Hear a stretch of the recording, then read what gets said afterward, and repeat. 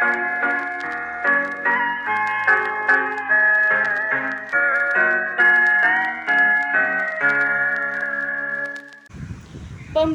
Peta atau Pembela Tanah Air di Blitar adalah sebuah peristiwa pemberontakan yang dilakukan sebuah batalion peta.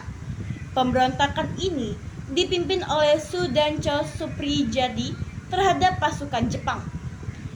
Pemberontakan peta di Blitar pada 14 Februari 1945 berlangsung di bawah pimpinan Suprijadi. Pemberontakan ini memiliki tujuan untuk menguasai Blitar serta mengorbankan pemberontakan di daerah-daerah lain. Pemberontakan ini terjadi karena keadaan masyarakat yang cukup menderita karena persoalan Romusa, kekejaman Kempetai, serta tindakan pemerintah Jepang yang merugikan masyarakat.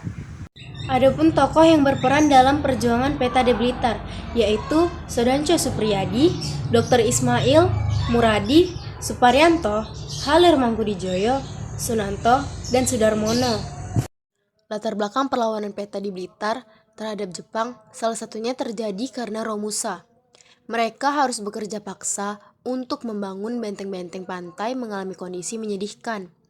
Bahkan banyak yang tewas akibat kelaparan dan penyakit tanpa mendapatkan perawatan yang memadai.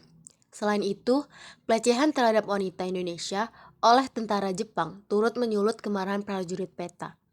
Latar belakang perlawanan Peta di Blitar terhadap Jepang bermula pada September 1944. Sudancho Suprijadi mulai merencanakan pemberontakan merespons penderitaan rakyat Indonesia.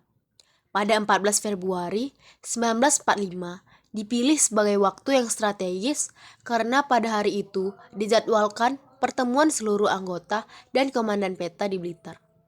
Pasukan Peta menyerang dengan menembakkan mortir ke Hotel Sakura, kediaman perwira militer Jepang. Markas Kempentai juga diserang dengan senapan mesin. Pemberontakan Peta di Blitar dilancarkan pada 14 Februari 1945 dan dipimpin oleh Sudancho Suprijadi.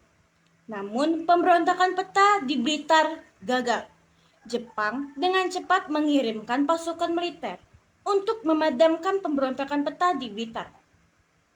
Meskipun gagal, pemberontakan Peta di Blitar tercatat sebagai perlawanan terbesar terhadap penjajahan Jepang di Indonesia. Lantas, apa penyebab kegagalan pemberontakan Peta di Blitar? Mari kita simak. Ketiga, terkocek tipu muslihat Jepang. Sebagian tentara Peta mengikuti perintah Jepang untuk kembali ke satuan mereka, tetapi mereka yang kembali ditangkap, ditahan, dan disiksa oleh polisi Jepang. Sementara itu, Suprijadi, Muradi, dan pasukan mereka tetap melawan Jepang di Gunung Kawi dan di distrik Pare. Meskipun Jepang mencoba menghentikan perlawanan dengan blokade dan pengepungan, pasukan Suprijadi tetap bertahan dengan tekad dan keuletan yang kuat. Blitar direncanakan sejak September 1944 dan dilaksanakan pada tanggal 14 Februari 1945. Meskipun direncanakan dengan pertemuan rahasia dan agenda pertemuan seluruh anggota dan komandan Peta di Blitar, pemberontakan tersebut gagal karena Suprijadi tidak berhasil menggerakkan satuan lain. Pasukan Peta kalah jumlah dari pasukan Jepang yang dipersenjatai dengan tank dan pesawat udara, sehingga pasukan Jepang dengan cepat menguasai kota Blitar dan menghalau tentara Peta yang memberontak. Rencana pemberontakan Peta sudah diketahui Jepang. Jepang sudah mencium adanya rencana pemberontakan dan menurunkan pasukan untuk menghadapi para pemberontak. Para prajurit Peta memulai perlawanan pada dini hari dengan menyerang markas Peta Blitar, Hotel Sakura, dan markas Kempentai, tetapi tentara Jepang lebih siap menghalau serangan mereka.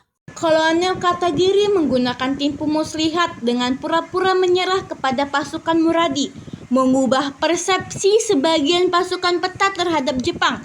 Setelah negosiasi, mereka setuju untuk kembali ke Daidan dan menyerahkan senjata, dengan jaminan bahwa pemberontakan akan dianggap sebagai masalah internal dan tidak akan dibawa ke pengadilan militer. Namun, ketika mereka kembali, mereka disambut oleh barisan perwira yang menuntut penyesalan atas melawan Jepang.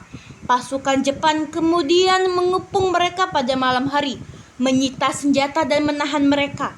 Muradi dan anak buahnya diangkut ke markas Kempetai Blitar.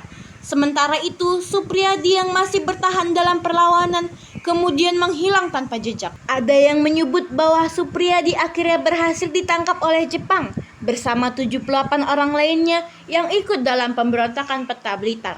Sebanyak 78 pemberontakan Peta Blitar dibawa ke Jakarta untuk diadili. Sebanyak 6 orang divonis hukum mati pada 16 Mei 1945, yakni Dr. Ismail, Muradi, Suparyono, Halir Mankudijoyo, Sunanto, dan Sudarmo. 6 orang dipenjara seumur hidup, sedangkan sisanya dijatuhi hukuman sesuai tingkat kesalahan.